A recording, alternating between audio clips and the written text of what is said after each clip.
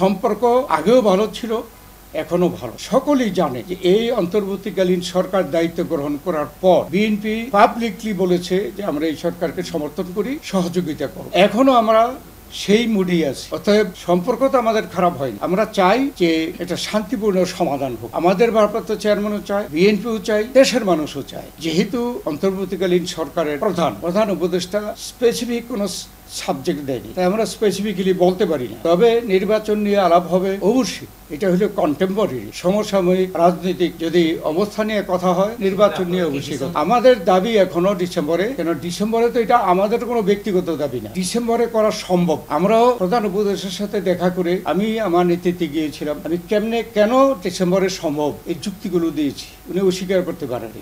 ওয়ালটন আবারও মিলিয়নিয়ার অফারে ওয়ালটন ফ্রিজ কিনে আপনিও হয়ে যেতে পারেন মিলিয়নিয়ার।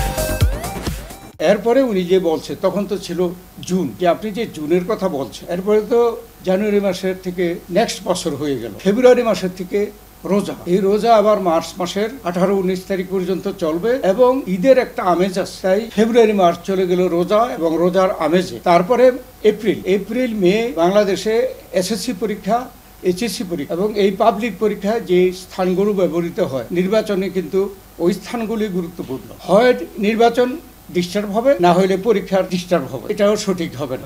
আর পরে আসছে বর্ষাকাল, এরপরে তো জুন বর্ষাকাল এসে গেল, এপ্রিল মে গেল গিয়া জুন বর্ষাকাল। আপনি জুনে যদি ইলেকশন করতে চান, আপনার তো কমপক্ষে 1.5 মাস আগে শিডিউল দিতে হবে, তো কোন সময়টা? অতএব এটা আমরা মনে করছি যে আপনাদের পক্ষে সবচেয়ে এই জুনের আগে নির্বাচন করাটা কঠিন। সেই জন্য আমরা মনে করছি ডিসেম্বরের মধ্যে নির্বাচন করা সহজ এবং এটা নির্বাচনের মৌসুম। অতএব আমরা সেই জন্য এটা আমাদের কোনো স্বার্থে না, জনগণের স্বার্থে। আর নির্বাচন হইলে দেখা যাবে জনগণ যাকে সংখ্যাগরিষ্ঠ করে তারা সরকার করবে, এখন তো আমরা বলতে পারি।